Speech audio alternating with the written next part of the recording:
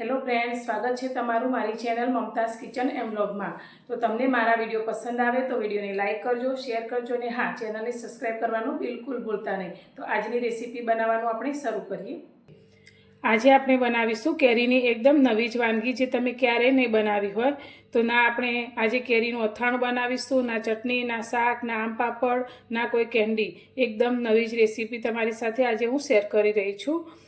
તો મારો વિડીયો તમને પસંદ આવે તો વિડીયોને લાઇક જરૂરથી કરજો।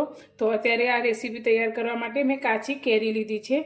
તો અત્યારે માર્કેટમાં કાચી કેરીઓ ખૂબ જ સરસ આવતી હોય છે। તો અત્યારે મેં એક કાચી કેરી લીધી છે જે વજનમાં લગભગ 260 ગ્રામ જેટલી છે। તો હવે આપણે આ કેરીની છાલ કાઢી લઈશું અને આ કેરીની છાલ કાઢી અને તેના આપણે નાના ટુકડા કરી લઈશું। તો છાલ આપણે બહુ વધારે ઘસી અને નથી કાઢવાની, પણ એકદમ આછી નીકળે તે રીતે જ આપણે છાલ કાઢીશું। તો તમે જોઈ શકો છો એકદમ પાતળી છાલ આપણે કાઢવાની છે।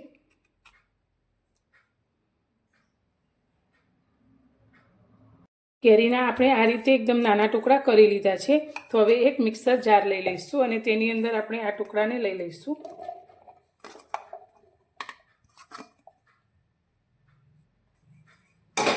હવે આમાં પાણી બિલકુલ ઉમેર્યા વગર તેને પીસી અને તેની એક પેસ્ટ તૈયાર કરીશું। જો જરૂર લાગે તો તમે એકાદ ચમચી પાણી લઈ શકો છો। કેરીને આપણે પીસી લીધી છે। તો તમે જોઈ શકો છો એકદમ સરસ એવી એની પેસ્ટ તૈયાર થઈ છે। તો હવે આપણે આ પેસ્ટની અંદર કોઈ નાનો એવો ટુકડો ના રહી ગયો હોય તેના માટે આપણે આ પેસ્ટને ગળણીથી ગાળી લઈશું। આપણે જે રેસીપી તૈયાર કરવાની છે તેના માટે ગાળવી ખૂબ જ જરૂરી છે। તો આ રીતે એક બાઉલ ઉપર એક મોટી ગળણી રાખી અને તેને ગાળી લઈશું। તો અંદર જે પણ મોટો ટુકડો રેસા રહી ગયો હશે તે નીકળી જશે।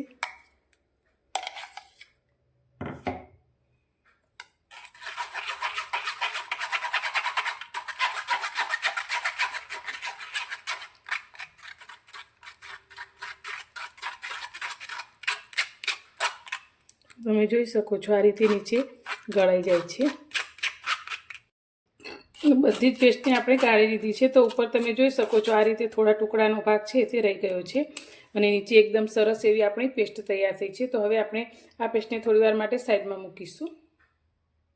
ફરી આપણે તે જ મિક્સર જાર લઈ લઈશું। તેની અંદર અત્યારે મેં 2 લીલા તીખા મરચાં લીધા છે જે અંદર ઉમેરીશું।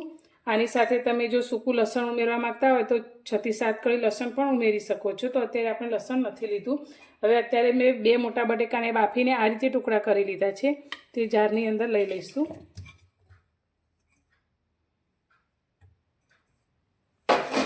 અને આને પણ આપણે પીસી અને એકદમ સ્મૂથ એવી પેસ્ટ તૈયાર કરીશું।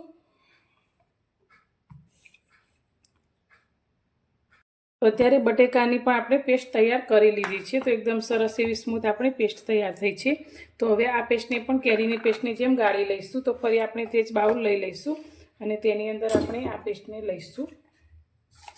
તો આની અંદર પણ મરચાંના બીજ કે કંઈક હશે તે બધું નીકળી જશે।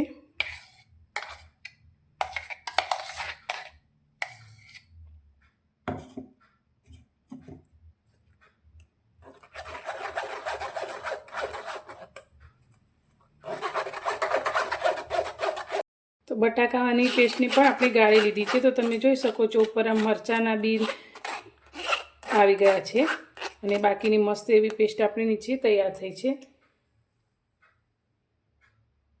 હવે બંને પેસ્ટને આપણે સારી રીતે મિક્સ કરી લઈશું। તો એકદમ સરસ એવી સ્મૂથ આપણી પેસ્ટ તૈયાર થઈ છે।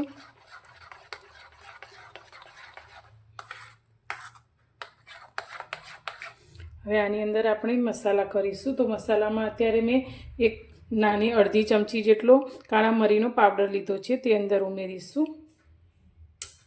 સાથે આપણે અડધી ચમચી સંચળ લીધું છે તે ઉમેરીશું। આનાથી ટેસ્ટ ખૂબ જ સરસ આવે છે। અડધી ચમચી આપણે સાદું મીઠું લીધું છે તે ઉમેરીશું। આની અંદર બહુ વધારે કોઈ મસાલા કરવાના નથી।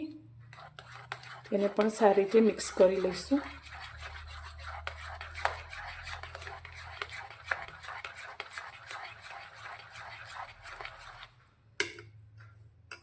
હવે આની અંદર આપણે ચણાનો લોટ ઉમેરવાનો છે। તો અત્યારે મેં 1 વાટકી જેટલો ચણાનો લોટ લીધો છે જે આપણે જરૂર પ્રમાણે ઉમેરીશું। તો પહેલાં આપણે અડધી વાટકી જેટલો લોટ ઉમેરી લઈશું। અને તેને સારી રીતે મિક્સ કરી લઈશું.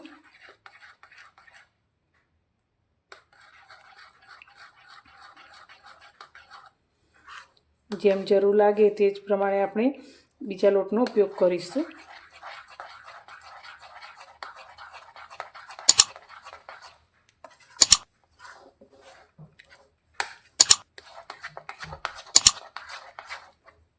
તો હજુ મિશ્રણ આપણું થોડું ઢીલું છે, તો ફરી આપણે બીજો લોટ ઉમેરીશું.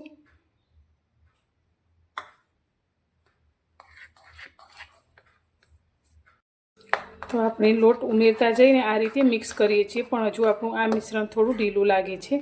તો જે વધેલો લોટ છે તે પણ આપણે અંદર ઉમેરી લઈશું. તે પહેલાં આપણે આ નાસ્તાનો કલર એકદમ સારો આવે તેના માટે અત્યારે મેં ખાવાનો જે મીઠો કલર આવે છે તે લીલો કલર લીધો છે. તો તે આપણે ચમચીના ચોથા ભાગનો અંદર એડ કરીશું. જો તમારે ન લેવો હોય તો સ્કીપ કરી શકો છો. હવે ફરી આપણે જે લોટ વધ્યો છે 2 ચમચી જેટલો તે પણ અંદર ઉમેરી અને બધું સારી રીતે ફરી મિક્સ કરીશું.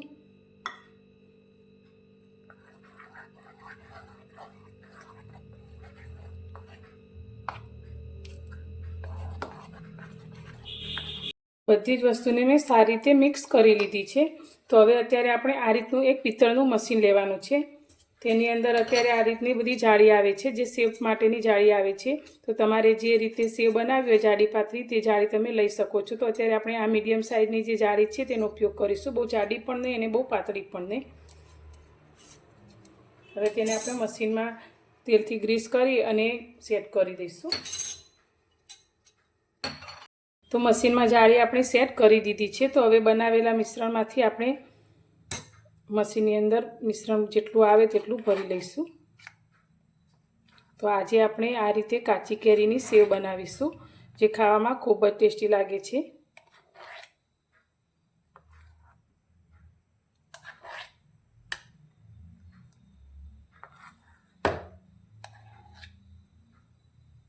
તો એકવારમાં જેટલું આવે તેટલું ભરી લઈશું અને બાકીનું સાઈડમાં મૂકીશું. હવે આ મશીનને આપણે બંધ કરીશું.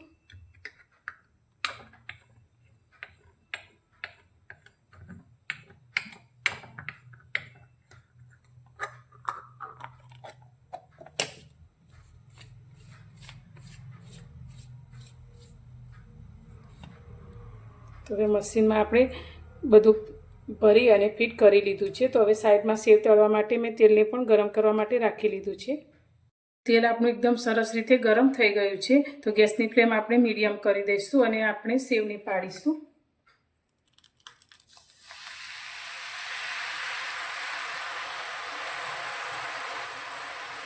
મશીનને આપણે ઊંધું પકડીશું જેથી સેવ બધી નીચે ના આવે. તો આ સેવને તળાતા પણ બહુ વધારે સમય નથી લાગતો. તો આ રીતે સેવરી લઈશું અને એકદમ સરસ એવી ક્રિસ્પી થાય તે રીતે આપણે તળી લઈશું. તો આપણી સેવ એકદમ સરસ રીતે તળાઈ ગઈ છે. તો હવે તેને આપણે બહાર કાઢીશું ને આ જ રીતે આપણે બનાવેલા મિશ્રણમાંથી બધી જ સેવને તૈયાર કરીશું.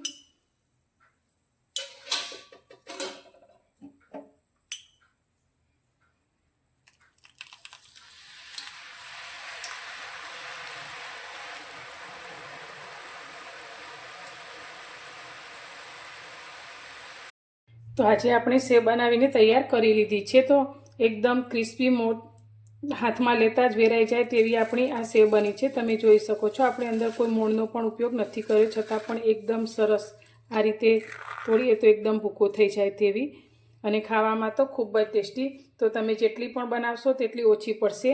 તો તમે ક્યારે આ રીતે કાચી કેરીની સેવ ના બનાવી તો એકવાર મારા કહેવાથી જરૂર ટ્રાય કરજો.